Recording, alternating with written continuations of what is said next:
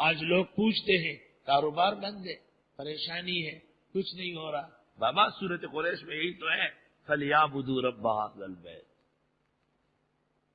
کوئی بعید نہیں ہے کہ آدمی عمرے کا ویزا لگائے یا جس طرح بھی ہو کعبہ پہنچے اور کعبے کے سامنے نمازیں پڑھے طواف کر کے. کہا اللہ آپ نے کہا ہے سورہ قریش میں یہاں آیا ہوں، اب میری بندنیں توڑ دے، میرے راستے کھول دے، میرا رزق بڑھا دے، میری تنگیاں معاف فرما دے. اپنے اللہ سے معاملہ سیٹ رکھو. وہ کہتے میں خوش ہوتا ہوں، سنتا ہوں. بن کے بندہ جو اسے دل سے صدا دیتا ہے، بن کے بندہ جو اسے دل سے صدا دیتا ہے، اس کا ہر کام خدا جلد بنا دیتا ہے. بن کے بندہ فَلْيَعْبُدُوا رَبَّ هَٰذَا الْبَيْتِ. بن کے بندہ بننا پڑے گا. غیریت اور اجنبیت میں کام نہیں چلے گا. پس عبادت کرے اس گھر کے رب کی، وہ رب جو رزق دیتا ہے ان کو بھوک سے اور امن دیتا ہے خوف سے. آیت میں بے شمار فوائد ہیں. ہمارے ایک ساتھی ہے امام خطیب، بہت بڑے عالم فاضل، نہایت سیدھا سادہ. موجودہ زمانے میں ایک مجذوب شخص ہے، اس نے ایک دشمن کے خلاف مجھ سے مدد چاہی. میں نے سورہ تغابن دے دیا.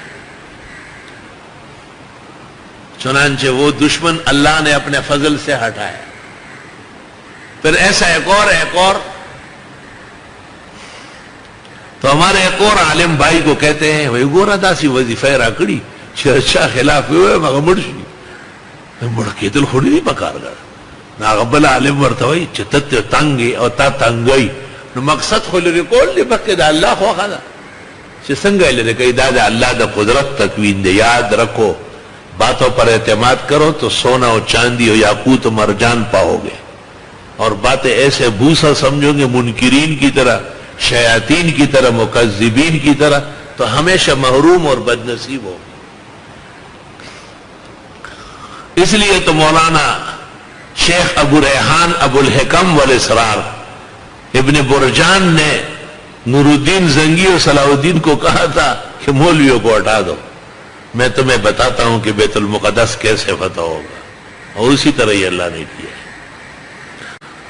سورہ تغابن ہمارا خاندانی وظیفہ ہے. ہماری والدہ صاحبہ، ان کے اساتذہ، ان کے بزرگ، سب کا بہت مبارک وظیفہ ہے. امام صاحبان جو ہے وہ کبھی کبھی فجر میں پڑھا کرے، بس نمبر آنے والا ہے.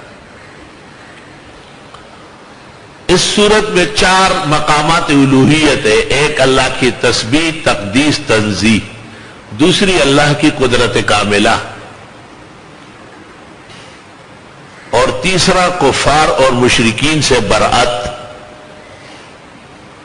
اور چوتھا الفنا فی حب اللہ، یہاں تک کہ بیوی اور بچوں کے بھی شر سے پرہیز کرے.